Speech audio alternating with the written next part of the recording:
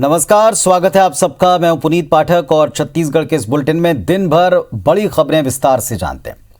छत्तीसगढ़ विधानसभा के मानसून सत्र का चौथा दिन भी हंगामेदार रहा।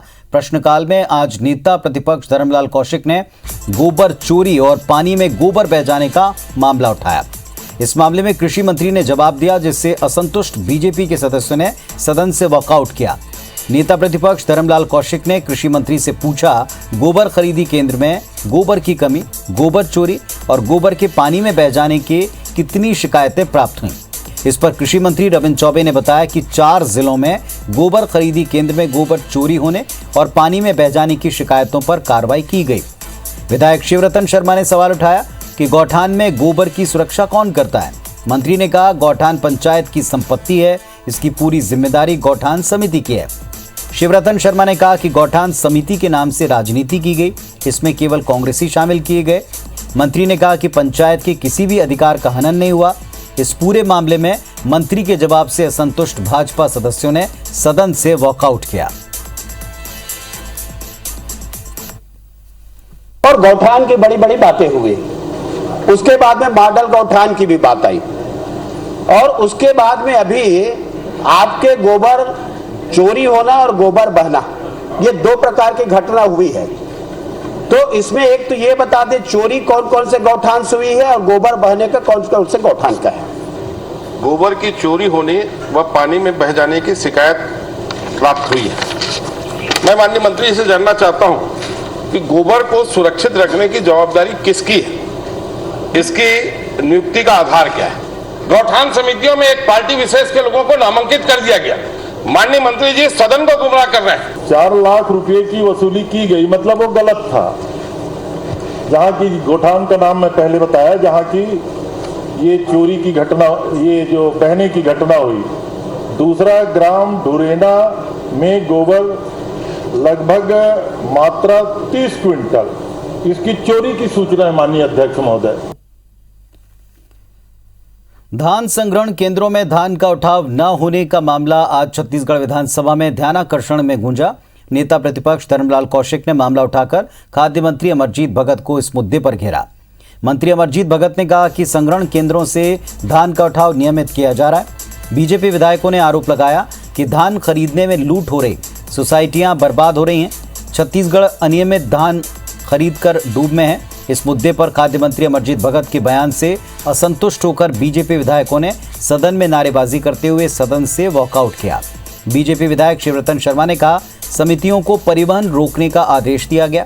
बृजमोहन अग्रवाल ने बताया, 1,55,000 टन धान सोसाइटीज में शेष है, ये कहा गया। मंत्री अमरजीत भगत ने कहा कि शेष धान सूखत का है, जब तक डेटा मिलान नहीं होगा तब तक बता पाना मुश्किल है।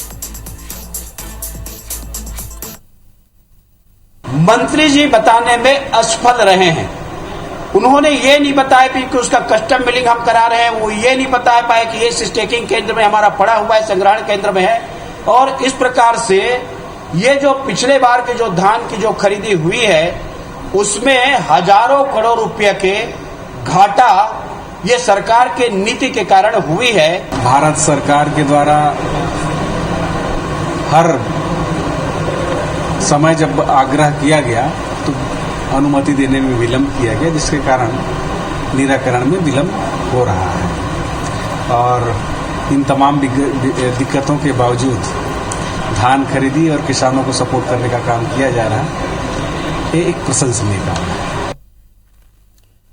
वहीं चंदूलाल चंद्राकर मेडिकल कॉलेज संबंधी विधेयक आज विधानसभा में ध्वनि मत से पारित हुआ। इसके पहले अधिग्रहण संबंधी विधेयक पर चर्चा के दौरान विपक्षी विधायकों ने कई बिंदुओं पर संशोधन विधेयक प्रस्ताव लाए।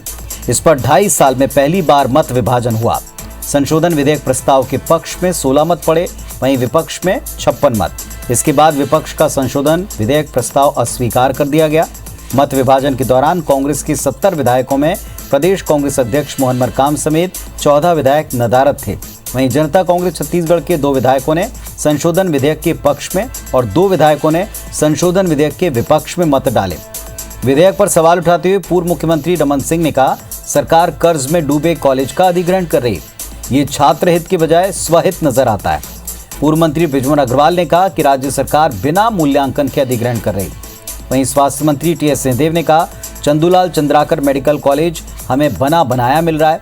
इस कॉलेज को पहली मेडिकल काउंसिल ऑफ इंडिया ने 150 सीटों की मान्यता दी हुई है। सिंहदेव ने इस अधिग्रहण को सही बताया। ये संभावना बनी कि हम एक निजी मेडिकल कॉलेज का अधिग्रहण कर सकते हैं और उसमें उतनी राशि लगेगी जो हमारा राज्यांश होता नए मेडिकल कॉलेज उससे भी कम होने की संभावना है।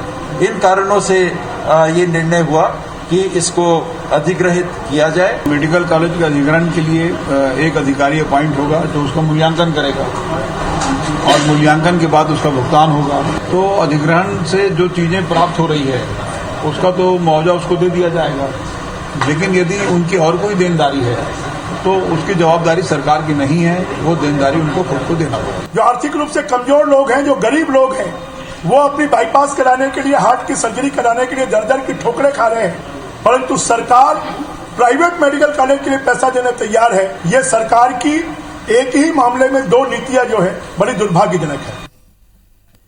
छत्तीसगढ़ विधानसभा सदन में आज जय वीरू की जोड़ी चर्चा का विषय रही। सदन के भीतर आज उस वक्त विपक्षी सदस्यों की टिप्पणी गूंज उठी जब स्वास्थ्य मंत्री टी.एस. सिंहदेव मुख्यमंत्री भूपेश बघेल के पास चर्चा के लिए पहुंचे।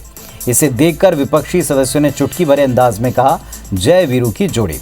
इस पर मुख्यमंत्री भूपेश बघेल ने कहा कि जय वीरू की जोड़ी तो ठीक है, लेकिन पहले ये बताइए कि कालिया और सांभा कौन है।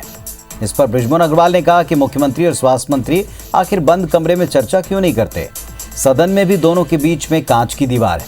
इस टिप्पणी पर मुख्यमंत्री भूपेश बघेल ने दोबारा तंज भरे अंदाज में कहा, पहले आप ये बताएं कालिया सांभा कौन है। इस पर बृजमोहन अग्रवाल ने जवाब दिया, रविंद्र चौबे हैं। इसके बाद टी.एस. सिंहदेव और भूपेश बघेल सदन से बाहर चले गए।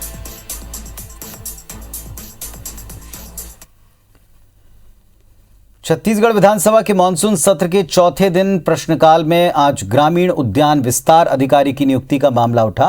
केशकाल विधायक संतराम नेताम ने ग्रामीण उद्यान विस्तार अधिकारी के खाली पड़े 3 पदों पर नियुक्ति न होने को लेकर अधिकारियों की नीयत पर सवाल उठाए। संतराम नेताम ने कहा कि मेरिट सूची में बचे 3 पदों के लिए एक दिव्यांग समेत 3 आवेदक 2 साल से विभाग के पास भटक रहे हैं, लेकिन नियमावली का हवाला देकर उनकी नियुक्ति नहीं निकाली जा रही। मामले में मंत्री रविंद्र चौबे ने सदन में घोषणा की, बचे 3 पदों पर बाकी बचे 3 आवेदकों की भर्तियां होंगी। वहीं डायरेक्टर के खिलाफ शो कॉज नोटिस जारी किया जाएगा। प्रश्नकाल में महिला बाल विकास विभाग में पेंशन की योजनाओं का मामला भी उठा।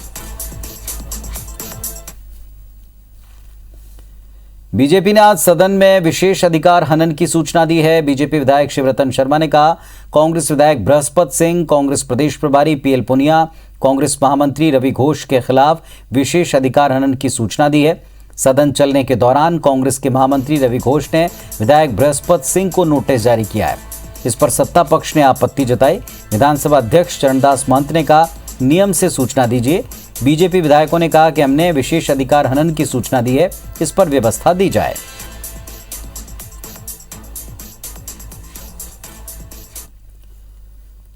कांग्रेस और भाजपा नेताओं के बीच में केंद्रीय और राज्य नेतृत्व में नेताओं के अकाल के मुद्दे को लेकर तीखी बयानबाजी जारी।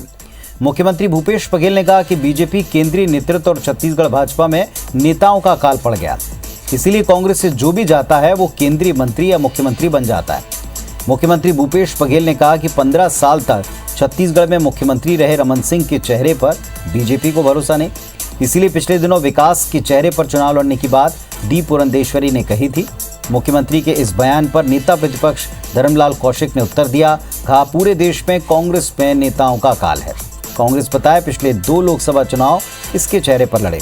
साथ ही कहा 2018 विधानसभा चुनाव में कांग्रेस किसके चेहरे पर चुनाव लड़ी ये भी बताए।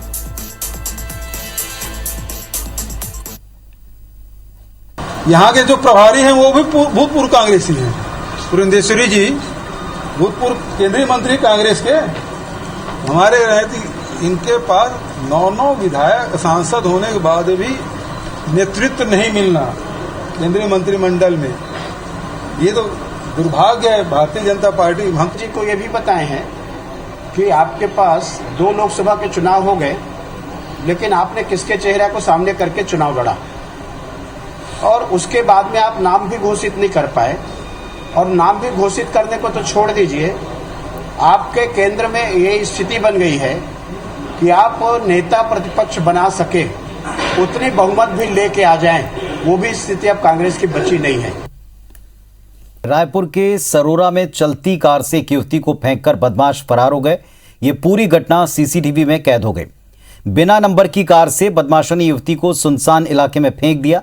बताया जाता है कि कार में तकरीबन 3 से 4 लोग सवार थे। पुलिस इस कार की तलाश में जुटी है। पीड़ित युवती का अस्पताल में इलाज जारी है। बताया जा रहा है कि वो मुंबई से अपने दोस्त के यहाँ आई थी।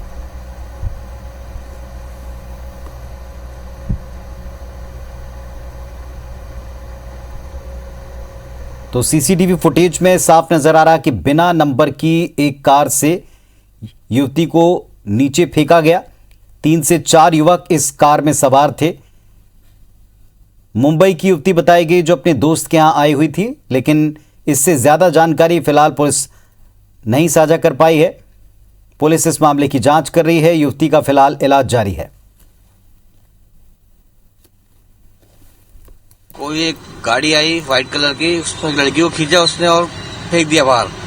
मैं प्लांट से वापस आ रहा था और उस समय मैं देखा रिवर्स ग्लास में किसी ने किसी को फेंका। मैं डाउट किया कौन है करके, तो मैं गाड़ी ब्रेक की अपनी, तो उन लोग अपनी गाड़ी लेके भाग गए। मैं रिवर्स लिया तो देखा वो लड़की नीचे नाली में गिर गई थी। वो उठी बाहर बैठी और लोग जमा हुए। सब लोगों ने देखा तो लड़की होश में थी। तो एक लड़का दिखा हुआ उसने जो गाड़ी से लड़की का हाथ पकड़ के खींचा और बाहर धकेल दिया उसको। रायगढ़ शहर में डेंगू ने दस्तक दे दी है। शहर के 2 वार्डों में 3 केस डेंगू पॉजिटिव मिले हैं, लेकिन फिर भी नगर निगम ने अब तक डेंगू को लेकर कोई तैयारी नहीं की। डेंगू के बेहद सेंसिटिव जोन कहे जाने वाले इलाकों में अब तक सफाई अभियान शुरू नहीं हो पाया। बीते साल इस इलाके से 150 से अधिक केस सामने आए थे। ऐसे में अव्यवस्थाओं को लेकर विपक्ष सवाल उठा रहा है। डेंगू से पिछले 3 साल में 27 जानें जा चुकी हैं, जबकि 1870 पॉजिटिव केस मिले। शहर के कुछ इलाके ऐसे हैं जहां हर साल सबसे ज़्यादा डेंगू फैलता है। इसके बावजूद निगम ने कोई प्लानिंग नहीं की। डेंगू से सबसे संवेदनशील जोन कहे जाने वाले संजय मार्केट, इंदिरा नगर, बैकुंठपुर, सोनिया नगर जैसे इलाकों में इस बार नगर निगम ने अब तक कोई सफाई अभियान नहीं चलाया। दवाओं का छिड़काव नहीं हुआ। भाजपा के मुताबिक हर बार डेंगू के व्यापक संक्रमण फैलने के बावजूद शहर सरकार ने सुध नहीं ली। 2 दिन में 3 मामले सामने आ चुके हैं। इधर नगर निगम के मेयर सारी तैयारियों को दुरुस्त होने का दावा करते हैं। डेंगू के मामले में कोई सर्वदलीय बैठक नहीं हुई। ना महापौर ने ना कलेक्टर साहब ने बैठक आयोजित करके इसके आवश्यक रोकथाम के लिए कोई उपाय नहीं किया गया है। आज भी आप विभिन्न वार्डों में जाएंगे तो नालियों में पानी का ढेर लगा हुआ है। जनप्रतिनिधि के साथ साथ अपने निगम के पूरे टीम साथ में घूम रहे हैं और जहां जहां जरूरत है, जैसे कि हर घर में कूलर, फ्रिज, कोटना, गमला, सबसे पानी को पलटने के लिए भी समझाइश दी जा रहा है। इसमें हमारे स्वास्थ्य विभाग के मितानिन है, आंगनबाड़ी कार्यकर्ता है, सभी लोग घर घर जाकर जन जागरूक किए जा रहे हैं। बिलासपुर नगर निगम में सामान्य सभा के नाम पर सियासत गर्म है। इस बार पत्राचार के बाद भी सामान्य सभा न बुलाने को लेकर विपक्ष भड़का हुआ है। जल्द सामान्य सभा नहीं बुलाने पर विपक्ष ने उग्र आंदोलन की चेतावनी दी। बीते 1 साल से निगम की सामान्य सभा नहीं हुई। निगम में कांग्रेस की सरकार बनने के बाद पिछले साल अगस्त में पहली सामान्य सभा बुलाई गई थी, जिसमें विकास के एजेंडे पर चर्चा का खाका बना, लेकिन इसके बाद अब तक कोई सामान्य सभा नहीं हुई। विपक्ष ने जल्दी सामान्य सभा नहीं बुलाने पर उग्र आंदोलन की चेतावनी दी। विपक्ष के मुताबिक शहर के विकास के लिए समय पर सामान्य सभाएं बुलाना जरूरी है। वार्ड पार्षदों को छोटे छोटे समस्याओं को लेकर काफ़ी दिक्कतें हैं। शहर से लेकर नए जुड़े ग्रामीण इलाकों तक विकास की गाड़ी अटकी पड़ी है। इधर सामान्य सभा नहीं होने को लेकर निगम सरकार कोरोना को वजह बताती है। हालांकि अब मेयर जल्दी सामान्य सभा बुलाने की बात कहते हैं। सामान्य सभा में जो भी एजेंडे होंगे वो तो होंगे ही, लेकिन एजेंडे से अलग हर वार्ड के पार्षदों को बोलने का मौका दिया जाए। शहर के हित में जो भी बात होगी वो पास होना चाहिए और यानी कि काम होना चाहिए। आपकी सरकार है, आप लाइए पैसा और शहर का काम कराइए।